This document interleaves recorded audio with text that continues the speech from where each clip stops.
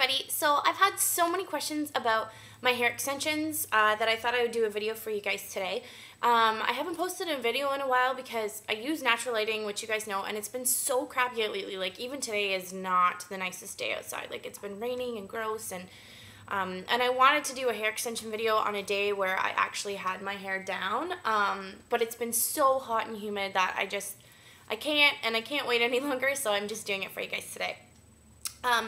So I did a lot of research before I got extensions done. The reason being is because one, they're really expensive. Not gonna lie to you guys, they're definitely not cheap. And two, there's a lot of different types of extension methods out there, and some of them can be pretty damaging for your hair. So I wanted to make sure that I had a type of extension installed in my hair that wasn't going to damage my hair or break my hair, hurt my hair in any other way, because I already do dye it and heat style it almost every day. So I just wanted to make sure that I wasn't damaging my hair any more than I already am. So the method that I chose to go with is called the loop and lock extensions method, and a friend of mine actually does them. So I got mine done at cost. I only had to actually pay for the actual extensions. I didn't have to pay for installation, and she actually came over to my house and did them for me. So I got my extensions done for a lot cheaper than you typically would get your extensions done for. I got asked a lot about price, and price differs depending on where you live, what salon you go to. There's a couple different salons in my town that do the loop and lock extensions, and they range anywhere from $30 for a pack of the strands. There's 10 strands in a pack, plus installation, to $10 per strand. That includes installation. So it really just varies on pricing, so you'd have to actually go and find out in a salon where you are how much the pricing is going to be, because I can't really give you guys a definite on how much they cost. So the loop and lock extension, what it is, there's no heat, there's no glue, there's nothing damaging to your hair, your natural hair at all. It's completely done through beads, which they install in your hair and then close with a clamp. So I actually have one of my extensions that fell out. So mine are 18 inches, and I can't show you exactly how they do it because obviously this one's fallen out, so it's not perfect, but this is what the bead looks like, and that's when it's closed. When they go to install the extension into your hair, there's a plastic loop that comes through the top of this bead, and it'll be open, and the end of the loop comes down through their hair here.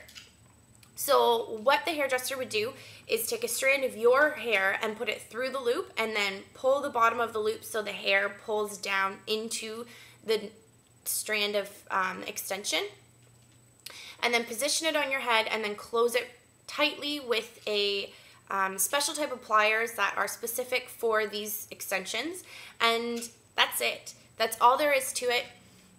It's really, really simple, and it doesn't hurt at all. It's not damaging to your hair, so that's why I chose that method. I had 31 extensions installed into my hair, and I had 2 of them fall out. The good thing about these is that if they fall out, I have both of my extensions that have fallen out. I can take this back into my hairdresser. She can re-loop it, open this bead back up, and reinstall it back into my hair. So I actually don't have to pay for another extension to get installed. I still have this extension, and it's still in good shape. So she can put this one right back into my hair for me. Also, the other thing about the type of extensions that I chose are they can be readjusted. So in a couple months' time, when my hair is grown and the extension is grown out with my natural hair as well, I can go back in and my hairdresser can unclamp the bead, reposition it up into my hair again, and then reclamp it shut. So I don't have to keep going back every 3 to 6 months and getting new extensions installed.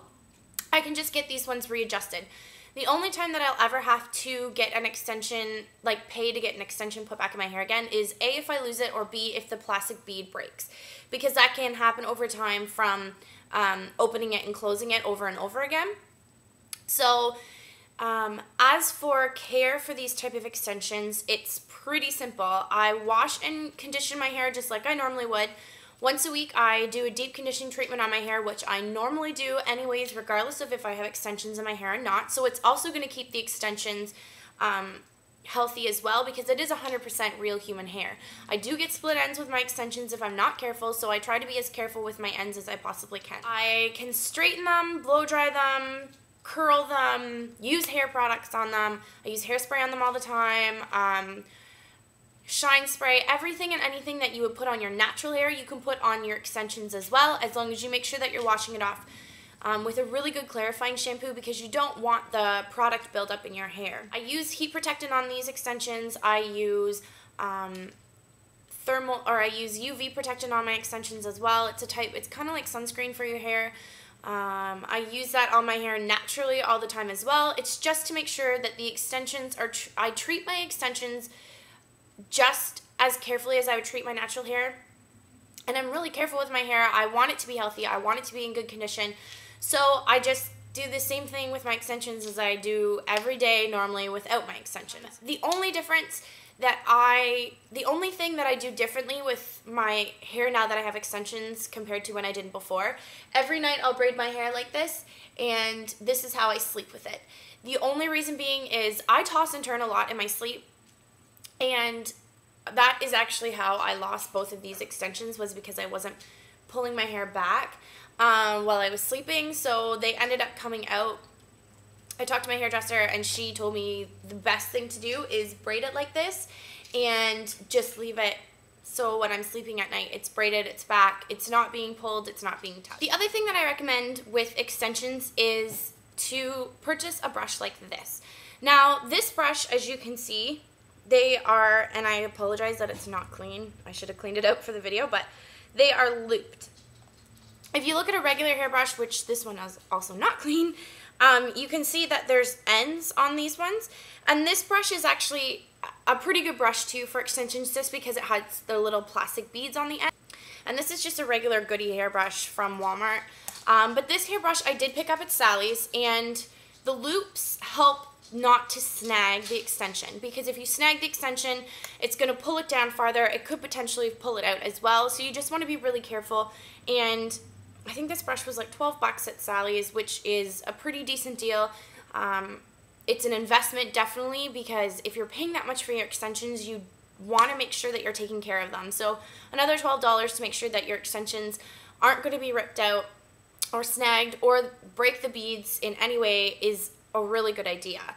This brush is actually really good to get if you have just clip-in extensions too, because again, it doesn't have regular ends on it, so these loops don't snag on your hair. So if you have clip-in extensions and you need to brush through them, this is a great investment as well, just because it's not going to snag, it's not going to pull the hair out of the clips in the extensions as well, which is something that you need to be careful when using a regular hairbrush, because the more you pull and tug on an extension, the hair, you're going to lose hair out of it. It's only clipped in there, sewn in there. These ones are clipped in there, sewn in there. These ones are actually fused on the ends, so they're kind of glued together on the end here. But the more you pull and tug on something like this, because it does not, as you can see, you're gonna lose hair, and you don't want to lose hair to these out of your extensions. See, like when I pull it like that, the hair does come out. It's just like natural hair. You're gonna lose hair. It doesn't matter. The only difference is that obviously your extensions aren't going to grow back. You're going to have to get new extensions put in, and when you're paying that much to get extensions put in, you're going to want to take care of them. So I definitely recommend getting a loop brush, regardless if you have fusion extensions, the loop and lock extensions, if they're sewn in, if they're clipped in, it doesn't matter. This is a really good investment to take care of your extensions. So that's pretty much it. If you guys have any other questions, feel free to comment down below. Send me a message here on YouTube, and hopefully I'll be able to answer your questions. If I don't know them, I can definitely find out, because like I said, it's my friend that does the installation, and I can always message her and talk to her and find out and answer your questions for you. So thanks so much for watching, guys. I hope this video was informative for you, and if you have any other questions, feel free to let me know. Take care, guys. Bye.